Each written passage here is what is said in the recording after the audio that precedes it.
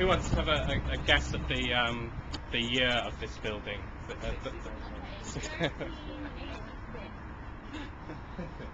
Well, Chris got it in one because the date of the building around this time,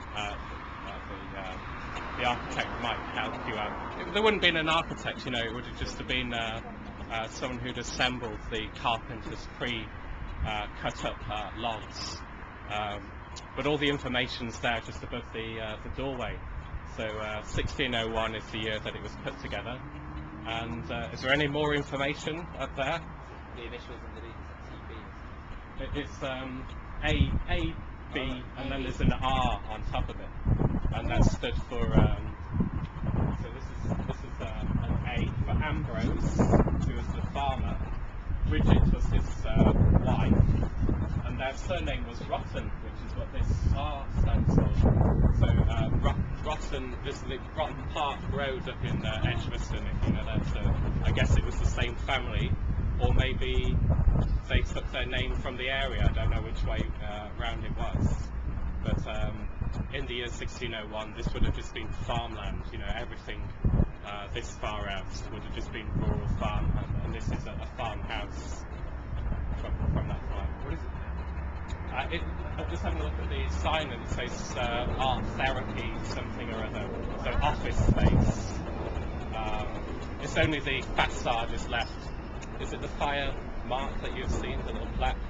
So the little round lead disc up here is evidence of an old membership of a fire brigade. So back in the day, if your wooden house was on fire and you were a member of a particular insurance company, they'd come along with their hand carts with buckets of water and help put it out, although it was a pretty hit and miss affair. But the fire brigade would check to see that you were on their books by checking to see if you had the emblem. So that's what we're looking at